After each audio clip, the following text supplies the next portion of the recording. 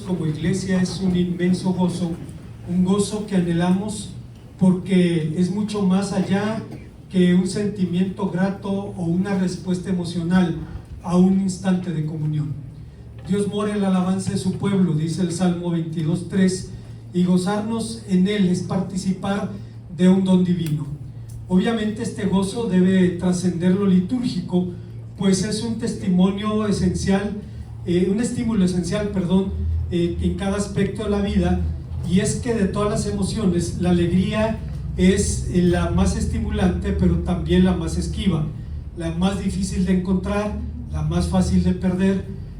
Blas Pascal habló sobre ella cuando dijo: todos los hombres buscan la felicidad, no hay excepciones, aunque empleen diferentes caminos, todos pretenden el mismo fin. La causa por lo que unos van a la guerra y otros la evitan es el mismo deseo, en ambos visto desde manera diferente. La voluntad nunca da un paso alguno que no vaya encaminado a este objetivo. Esto es lo que motiva cada acción de cada ser humano, incluso la de los que se cuelgan. Y los hechos han demostrado que hemos probado casi todo para alcanzar la felicidad. Hace unas décadas, por ejemplo, se popularizó la idea de que no debíamos decir no a los niños, porque eso les traería frustraciones en la vida. Pero la verdad, hermanos, es que la vida se encarga de frustrarnos. No necesitamos que nos digan no. La vida está llena de frustraciones, de situaciones complicadas. La vida está llena de conflictos, de desencantos contra los cuales no podemos cerrar las ventanas o levantar muros más altos. Ocurre más bien lo contrario. Son más bien las frustraciones las que pueden cerrarnos, y en los cárceles más brutales es la culpa. La culpa y la alegría son los temas de este salmo, y en él David va del dolor a la alegría, de la prisión de la culpa al gozo de la libertad. Pero creo que en este salmo no solo se habla de la alegría recobrada, sino que se empieza a insinuar algo mucho más grande, algo que pudiéramos llamar la suprema alegría. Veamos, hermanos, cuál es y cómo podemos alcanzarla.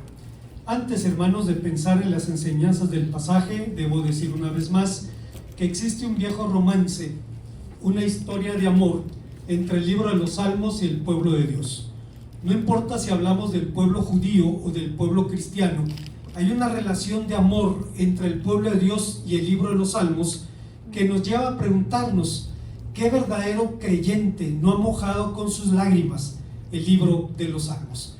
Es un libro que figura nuestras tristezas, nuestros dolores, pero también nos recuerda las razones de nuestras alegrías y nos recuerda también la razón de nuestra esperanza.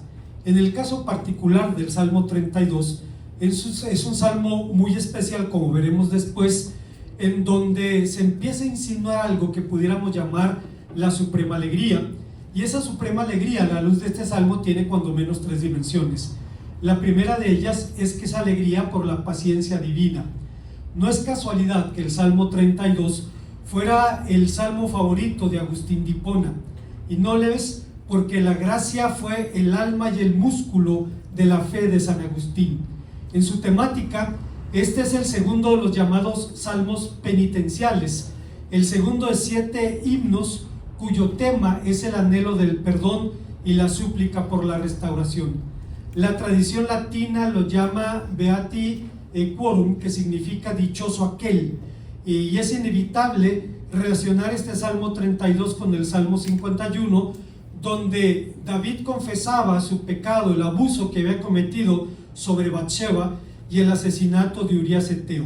Pero a diferencia de los otros salmos penitenciales, en el Salmo 32 se expresa una oración en retrospectiva, es decir, una oración en la que reconoce su sufrimiento como castigo de Dios. Habla del proceso de su propia conversión, de su arrepentimiento, su confesión y del gozo del perdón alcanzado. Todo esto lo llevó a compartir abiertamente su experiencia en el Salmo 51:13. Pero, ¿qué es la culpa? Se dice, hermanos, que la culpa es una imputación hecha a alguien por una conducta que ha generado cierta reacción. Claro, nadie sufre por una definición, nadie sufre por las definiciones, nadie va a leer el manual Merck y ver la descripción de una enfermedad y sufrir por ella. Va a sufrir cuando experimente los síntomas, va a sufrir cuando experimente los dolores o los desafíos que trae la enfermedad. Sufrimos en ese sentido, hermanos, por la culpa, pero no por la definición. Sufrimos por no poder curar el daño causado, por no poder regresar el tiempo. Sufrimos por la vergüenza de la imagen que nuestros hechos presentan de nosotros mismos. Sufrimos por el sentimiento de culpa. La culpa es una emoción negativa que a nadie le gusta experimentar. Es un efecto doloroso que surge de la convicción o de la sensación de haber transgredido las normas, especialmente cuando alguien ha salido dañado. Con todo, puede ser una reacción saludable en aras de nuestra restauración, pero cuidado, debemos recordar que también hay una clase de culpa que es mórbida o patológica. Ya estamos hablando allí de otra situación. Normalmente, cuando hacemos algo malo, el Espíritu Santo se va a encargar de recordarnos esto y de la necesidad de volver a la gracia de nuestro Dios. Pero regresando a nuestro texto, el Salmo identifica a David como su autor y habla de la gracia. Martín Lutero, el llamado descubridor de la gracia, lo consideraba como un salmo paulino, como vemos en Romanos capítulo 4, versículos 7 y 8. De hecho, Lutero escribió todo un comentario sobre los salmos penitenciales, y la primera bendición que alegraba a David era la paciencia divina. La paciencia es uno de los atributos de Dios. En la Biblia Dios es descrito como misericordioso y clemente, lento para la ira y grande en misericordia. Es curioso que en la lengua del Antiguo Testamento, lento para la ira, se diga erech apayim, que significa largo de narices. Y uno se pregunta, ¿qué significa esto? Bueno, si Dios tiene la nariz larga, se tarda en resoplar, es decir, es lento para la ira. Efectivamente, el salmista lo está diciendo. En el Salmo 86, 15, la expresión que Reina Valera traduce como lento para la ira decía el largo de narices, hablando precisamente de su paciencia. En el Salmo 32, la idea de la paciencia divina es planteada en el versículo 6, donde David dice: por esto orará a ti el justo en el tiempo en que pueda ser hallado. ¿Cuál es el tiempo en el que Dios puede ser hallado? Unos dicen que es la hora de la oración personal. Juan Calvino decía que es el tiempo de la paciencia divina y el tiempo en el que Dios procede a misericordia con nosotros. El profeta Isaías decía: buscad al Señor mientras pueda ser hallado, llamadle en tanto que está cercano. Deje el impío su camino, el hombre inicuo su pensamiento, y vuelva hacia el Señor, el cual será amplio en perdonar. Pero el tiempo de buscar a Dios es el tiempo en que Dios nos está buscando. Cuando frente al espejo de su palabra, el Espíritu Santo nos muestra tal y cual somos realmente. No es un mero instante de remordimiento, no es un momento de incomodidad emocional por haber sido cogidos con los dedos por la puerta. Es el tiempo cuando el Espíritu Santo nos convence, dice el Evangelio según San Juan, de pecado, de justicia y de juicio. Es el tiempo cuando el Espíritu nos convence de nuestro pecado. Oswald Chambers, un predicador británico del siglo pasado, hizo en alguna ocasión una pregunta diciendo: ¿alguna vez has sentido en un profundo dolor que el Señor te ha ocasionado en lo más íntimo de tu ser, en el área más sensible de tu vida? El diablo nunca te molestará allí, ni tampoco el pecado o las emociones humanas. Nada se abre paso hasta ese lugar excepto la palabra de Dios.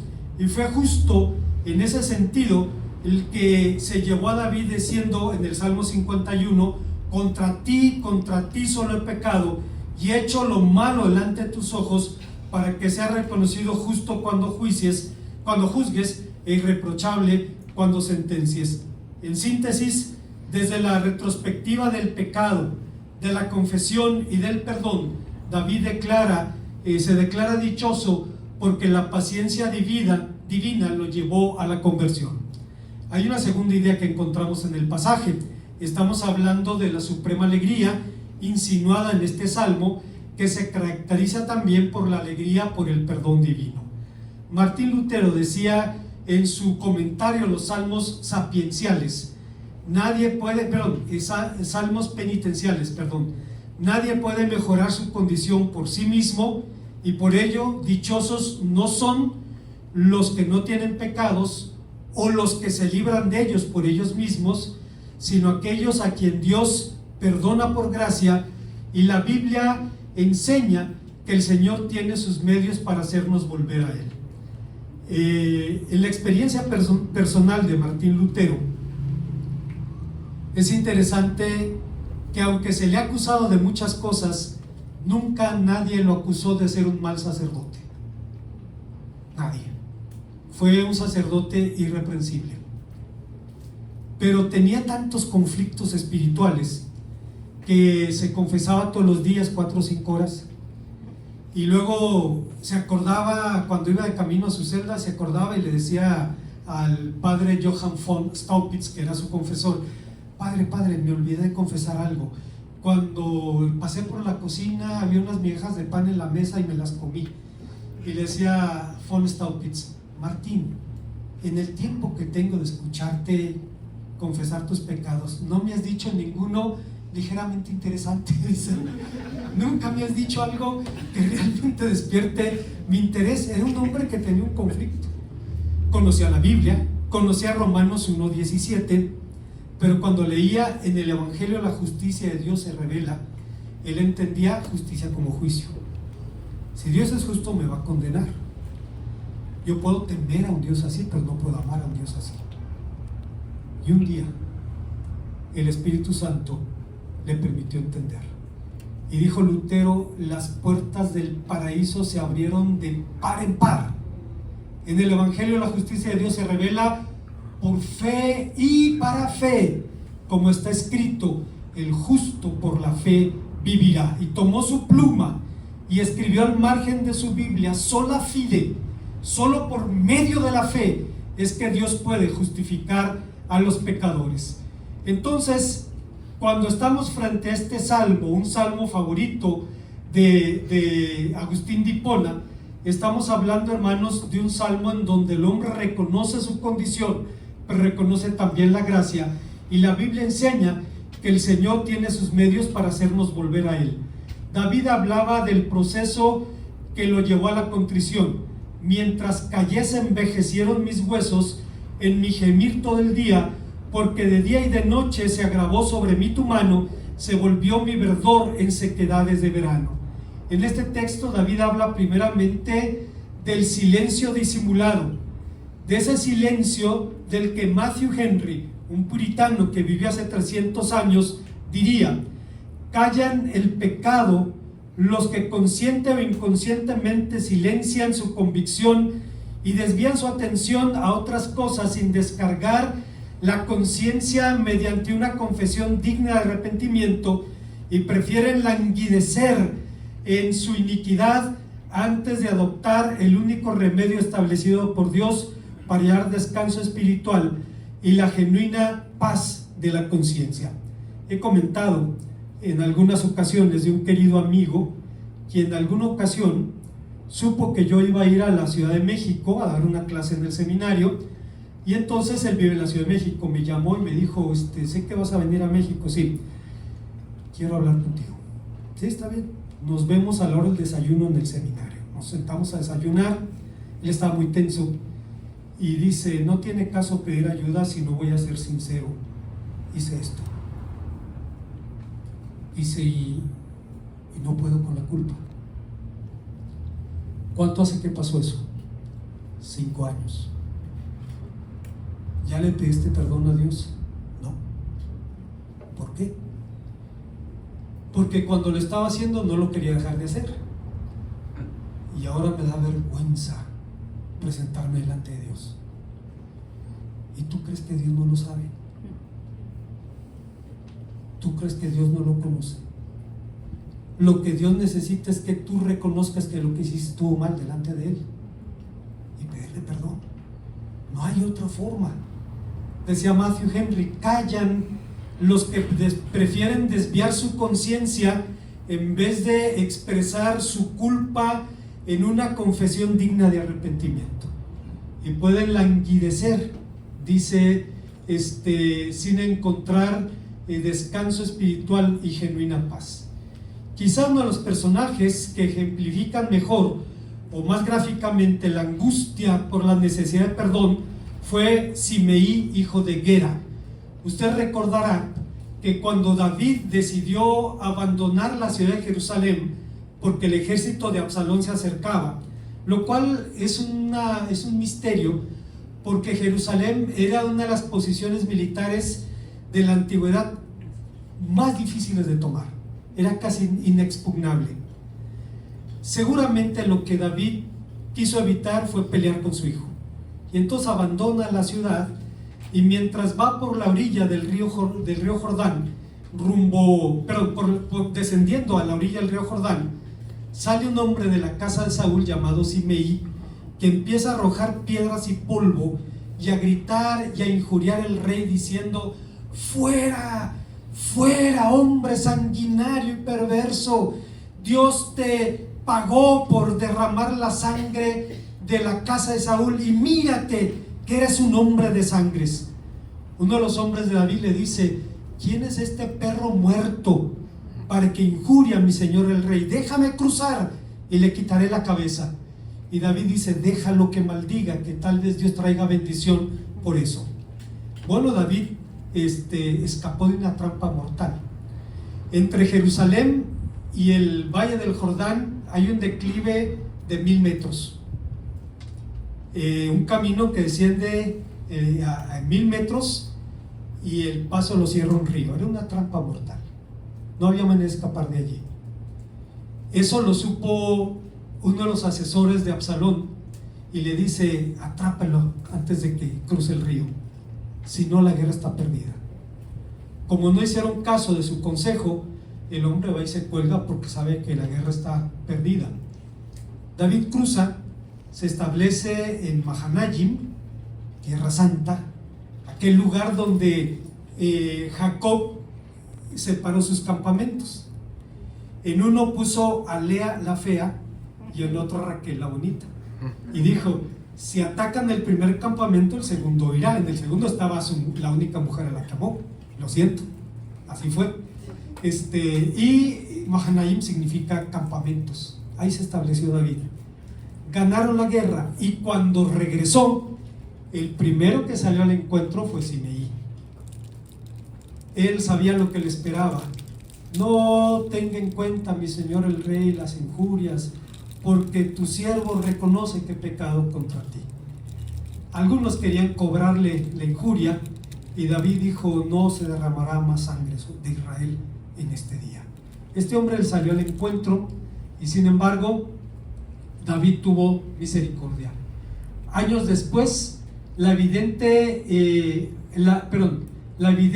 atracción de Simeí, atrición de Simeí, su falso arrepentimiento, dio lugar a que Salomón pudiera ejecutarlo, según el segundo libro de Reyes, capítulo número 2. Pero una vez que el verdadero converso ha recibido el perdón de Dios, puede disfrutar de todas las bendiciones que este perdón trae aparejado. ¿Cuáles son estas bendiciones?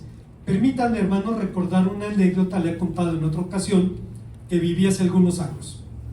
Hace unos años me invitaron a ir a mediar a un conflicto en la ciudad de Salamanca. Una iglesia se estaba dividiendo y me pidieron que fuera a mediar en el conflicto. Era un día miércoles en verano, en la tarde, y estaban desarrollando su servicio de oración, y entonces yo iba con el pastor Jaime Zamora. Nos esperamos fuera del templo para esperar que terminara el servicio y hablar con la iglesia. Mientras esperábamos allí, había un hombre que estaba haciendo un trabajo de soldadura en la herrería de la segunda planta del templo. De pronto apaga su máquina de soldar, se levanta la careta, Era un hombre, la barba muy larga, el pelo muy largo, y me dice: yo digo que los hermanos están mal. Y mi primera impresión fue: ¿de qué hermanos habla y a cuál grupo pertenece, no? Pues está hablando de que ellos están mal, pues debe ser de alguno de los dos grupos. Y me dice: yo digo que los hermanos están mal. Y me contó su testimonio. Dice: cuando yo era niño, un tío mató a mi papá. Dice: yo crecí huérfano y juré que iba a matar a mi tío. Dice: con el tiempo las cosas iban a mi favor, porque mientras yo crecía y me hacía más fuerte, mi tío envejecía y se hacía más débil. Iba a ser muy fácil. Dice: tuve la bendición de casarme, tener una familia, conoció el evangelio, pero tenía ese rencor. Y entonces le dice a su esposa: mira, todos los días que regrese del trabajo, después de comer, vamos a leer la Biblia y vamos a leer lo que dice allí. Dice: regresé de comer un día, leímos un pasaje de la Biblia y le dije a mi esposa: arréglate, vamos a salir. ¿A dónde? Vamos a salir. No le dijo a dónde. Y se fueron a la casa del tío. Dice: cuando tocó la puerta, el tío estaba riendo, bromeando dentro de la casa. Dice: abrió la puerta con una sonrisa, y cuando vio al sobrino, dice, se le congeló la sonrisa. Se trató de cerrar, pero el hombre puso el pie entre la puerta y el marco y le dice: tío, yo juré que lo iba a matar. Dice el hombre, se le dio un color, se le venía otro. Dice: pero esta tarde leí que si yo no perdono, Dios no me perdona.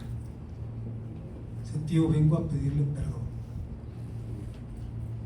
Dice: el hombre soltó la puerta y dice, salió un rugido animal de su alma. Dice: un grito de dolor de ese hombre. Dice: me abrazó, dice, me besó, me abrazó del cuello. Si estuvimos llorando, dice, no sé cuánto tiempo. Si Dios me perdonó, me ayudó a perdonar a mi tío, al asesino de mi padre, yo no entiendo por qué los hermanos no se pueden perdonar. Hermanos, en el seminario tuve de profesores a doctores, pero ninguno me enseñó una lección sobre el significado del perdón como ese hombre. Finalmente pudo restaurar su relación, y dice: si Dios me ayudó a perdonar, ¿cómo los hermanos no se pueden perdonar unos a otros? Mientras me decía eso, estábamos platicando afuera del templo y él tenía el sol a sus espaldas. Entonces su cabello, que era largo, se veía muy rubio y la barba muy rubia también. Lo siento, no tengo una vena mística. No voy a decir que ese hombre era Jesucristo, pero sí voy a decir que a ese hombre lo mandó Jesucristo allí. Estaba allí por instrucción del Señor. Y ahora entiendo lo que el salmista David dice: qué feliz el hombre cuyos pecados han sido perdonados, como si nunca hubieran existido. Hay una tercera y última enseñanza en este pasaje. Estamos hablando de la suprema alegría, una alegría que es alegría por la restauración de una relación. Al decir David que sus huesos estaban envejecidos, algunos expertos sugieren que estaba enfermo. En los salmos no es raro encontrar una asociación entre la enfermedad y el pecado, como en el Salmo 39:11. Pero si usted lee con cuidado, David no habla aquí, no suplica por sanidad, suplica por perdón. Tenía claro que su enfermedad no era otra cosa que su pecado. Tenía claro que necesitaba que Dios solucionara su gran mal.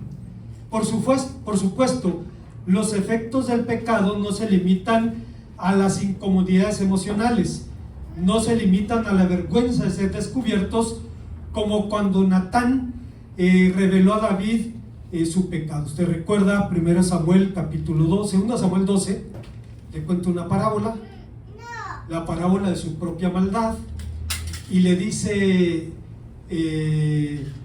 cuando le empieza a hablar lo que hizo aquel hombre malo, y dice el texto hebreo, el furor de David se empezó a encender. Es como si usted soplara el carbón y empieza a avivarse. Y las últimas palabras que esperaba escuchar de labios de su pastor, de su amigo, son las palabras Haish Hu. Ese hombre eres tú. Y David rasga sus vestiduras: ten piedad de mí, oh Dios, conforme a la multitud de tus piedades. Obviamente no se limitaba la culpa a la vergüenza de ser descubierto. David llamaba aquí las cosas por sus nombres. Utilizó los 3 nombres más comunes en la lengua del Antiguo Testamento para hablar de la maldad. Utiliza los nombres transgresión, pecado e iniquidad. David no alardeaba de su maldad como aquellos que están ansiosos de dar su testimonio mientras les permitan hablar de sus pecados favoritos.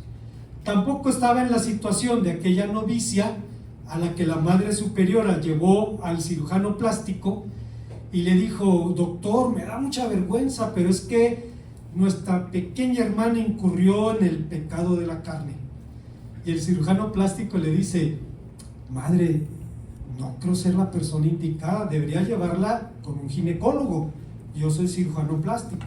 No me ha entendido. Lo que quiero es que le quite la cara de satisfacción que le quedó, que le quite esa sonrisa. Bueno, hermanos, no estamos hablando de eso. Estamos hablando, hermanos, de la situación. Al hablar de maldades, David no hacía alarde de ellas, llamaba al pecado por sus nombres. Transgredir significa romper con Dios, alejarse de Él. Pecar significa extraviarse, desviarse de lo recto. Hacer iniquidad alude al delito, a la perversión, a la distorsión. Pero al margen de los nombres que lo describan, el supremo efecto del pecado es un efecto divisor. Tiene la capacidad de separarnos de Dios. El pecado el pecado nos busca solos, porque nos quiere a solas. El profeta Isaías dijo de una manera simple: vuestras iniquidades han hecho división entre vosotros y Dios, y vuestros pecados han hecho ocultar de vosotros su rostro para no oír. Pero si David habla de la maldad, habla también de los efectos de la misericordia divina. Dice que Dios se llevó sus pecados, que los lavó. Dice que Dios los cubrió como se cubre un cadáver para no ver su sangre. Y dice también que en su paciencia Dios disimuló, actuando como si no viera su maldad. Pero es claro que David hablaba mucho más que de la justificación del pecado. No solamente hablaba de esto, sino que hablaba de ese perdón y restauración. Agustín de Hipona, cuando comentó este salmo, dijo algo muy interesante: si Dios cubre los pecados, es que no los quiere ver. Si no los quiere ver, es que no los quiere considerar. Si no los quiere considerar, es que no los quiere castigar. Y si no los quiere castigar, es que no los quiere reconocer, porque prefiere perdonarlos. Y es verdad. Cuando Dios, con todo respeto, mira su pecado y mira el mío, bendito sea su nombre, nos ve a través de su Hijo Jesucristo. Y Cristo puede decirle: sí, Padre, pero ya pagué por esa maldad. Y podemos disfrutar de esa bendición. En su conciencia, pero si el pecado nos separa de Dios, el perdón nos reconcilia, restaura nuestra relación con Él. Es su consecuencia más sublime, porque fuimos creados justamente para la comunión con Dios. El fin último del hombre es glorificar a Dios y disfrutar para siempre de Él.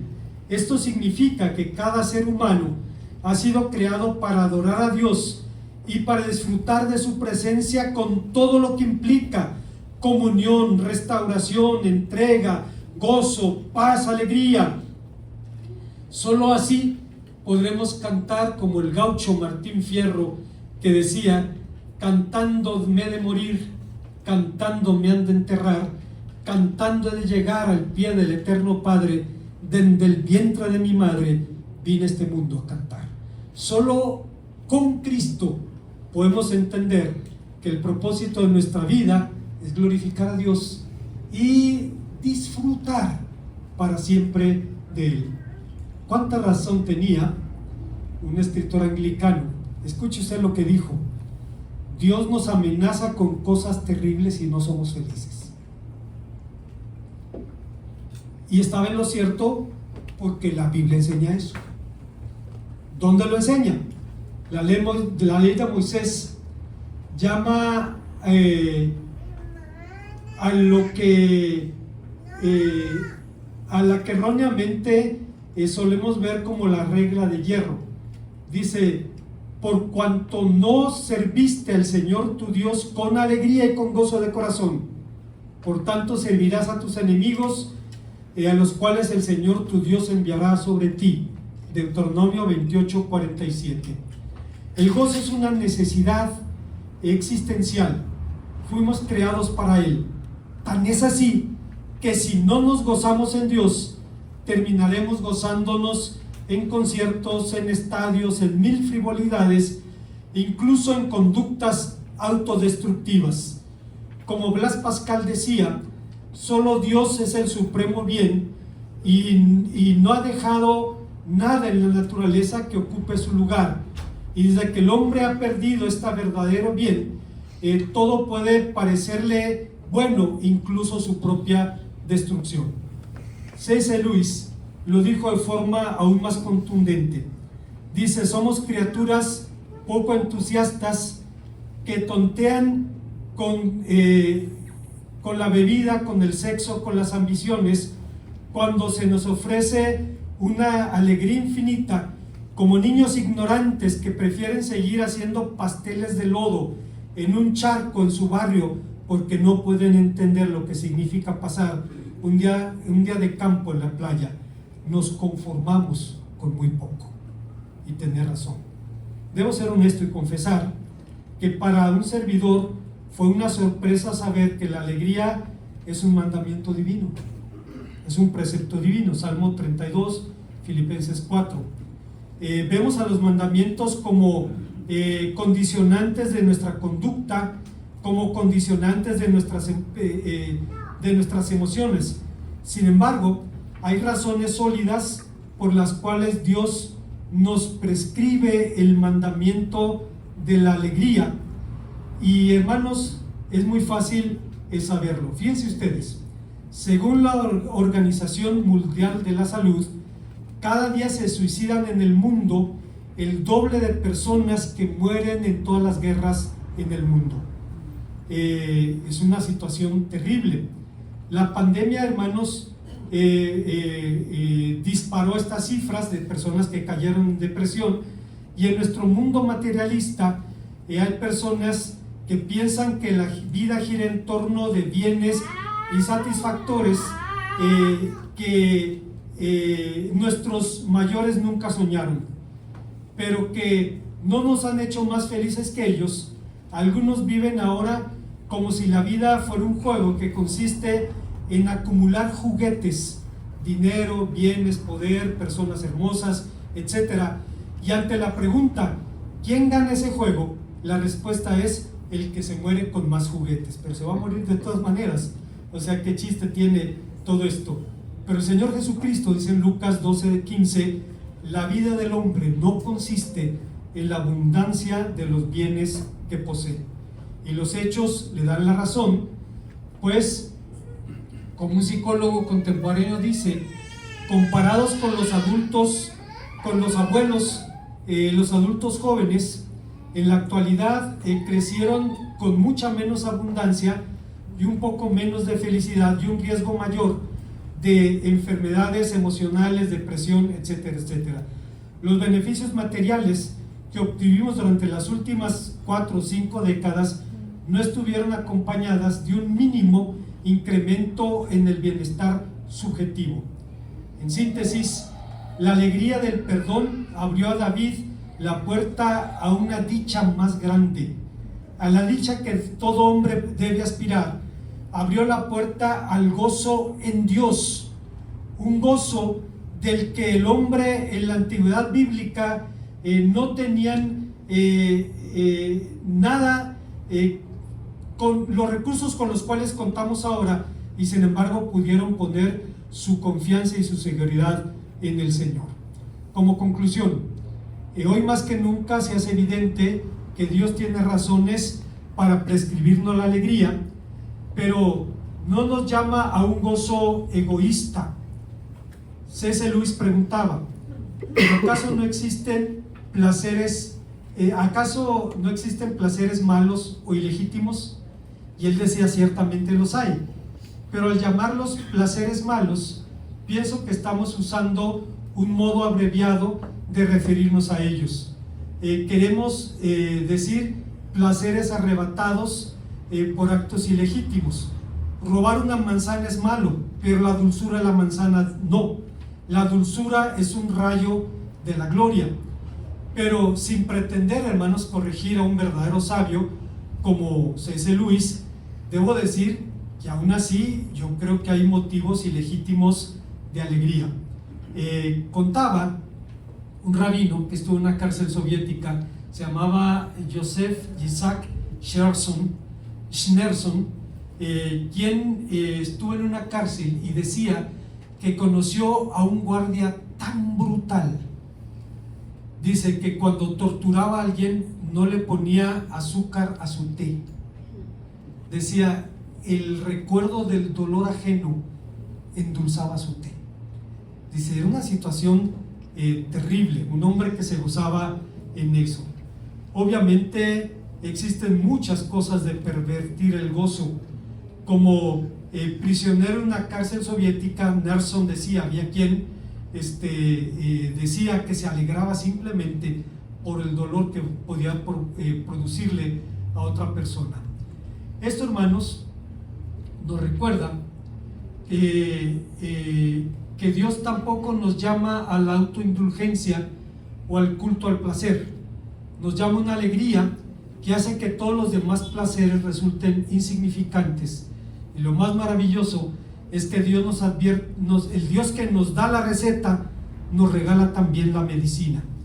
Nos ofrece una felicidad verdadera cuando aceptamos gozarnos en dejar de gozarnos en las cosas temporales, aceptándolos como dones divinos, pero reconociéndolas como cosas pasajeras, apuntando a la verdadera alegría, a la alegría en Dios, y poder así empezar a disfrutar aquí y ahora lo que haremos allá y entonces. Matthew Henry lo dijo de forma más simple como categórica: el mundo no satisface nuestras expectativas, nos promete solo agua y nos desilusiona, pero Cristo supera nuestras expectativas. Vengamos a Él y hallemos vino y leche. Los dones ofrecidos son tales que realmente no se les puede poner precio. Las cosas ofrecidas ya han sido pagadas porque Cristo las adquirió por el precio total de su sangre. Nuestras necesidades son incontables y no tenemos nada que las satisfaga. Si Cristo y el cielo son nuestras, nos veremos eternamente endeudados con esta libre gracia. Escuchad con diligencia, que se abra vuestro corazón, que venga y acepte la oferta de paz. Las riquezas y los placeres del mundo no dan consuelos ni contentamiento al alma, no satisfacen ni siquiera los apetitos del cuerpo, porque todos son vanidad y ficción. Que los desencantos del mundo nos ayuden a impulsarnos hacia Cristo y busquemos satisfacción solamente en Él. Solo entonces encontraremos reposo para nuestra alma. Oíd y vivirá vuestra alma, con cuánta claridad nos ofrece la felicidad. Una vez más, El Salmo 32 es uno de los salmos penitenciales, salmos escritos para suplicar perdón. La gran diferencia es que este salmo es una oración en retrospectiva. El salmista recuerda su pecado con Batseba. Usted recordará. Todavía hay quien se pregunta quién tuvo la culpa allí. Pues la Biblia es muy clara, dice que fue David. Al rey no se le dice que no, punto. Era un hombre poderoso, podía hacer lo que quisiera. Al rey no se le decía que no. Toma a la mujer, la embaraza, luego quiere involucrar al marido, el marido no se deja y lo manda a matar. Parece que todo va bien. Pasa más o menos un año y entonces llega Natán y le cuenta la parábola de su propia maldad. Y debe escribir el Salmo 51. Tiempo después escribió el 32, debería estar después del 51, cronológicamente hablando, pero a final de cuentas dice algo que cambia su vida. Qué feliz el hombre a quien Dios trata como si no hubiera pecado. Con todo respeto de su historia y de la mía, podemos disfrutar la dicha del perdón. Un perdón que no solo nos libra de una incomodidad emocional, sino que nos forma a la imagen de Jesucristo y nos permite empezar a vivir aquí y ahora lo que viviremos allá y entonces. Pablo dice que el Espíritu Santo son las arras de nuestra herencia, un anticipo, un pedacito de cielo. En los tiempos difíciles, hermanos, cuando usted recibe un abrazo cariñoso, es un pedazo de cielo. Un pedazo de cielo. Bueno, el perdón es eso. Nos permite experimentar un destello del cielo, sabiendo que nuestro Dios es un Dios de amor. Oremos a nuestro Señor. Gracias, Padre, por tu palabra, porque nos recuerdas que no debemos sentir culpa por lo que hemos confesado, ni cargar lo que te hemos declarado. Y como dice tu palabra, tú lo has arrojado al fondo del mar y nunca más te acuerdas de nuestra maldad. Por eso te bendecimos, no por el alivio emocional o espiritual, sino porque es un anticipo a la verdadera alegría, a la alegría en ti. Te bendecimos por esto, en Cristo Jesús.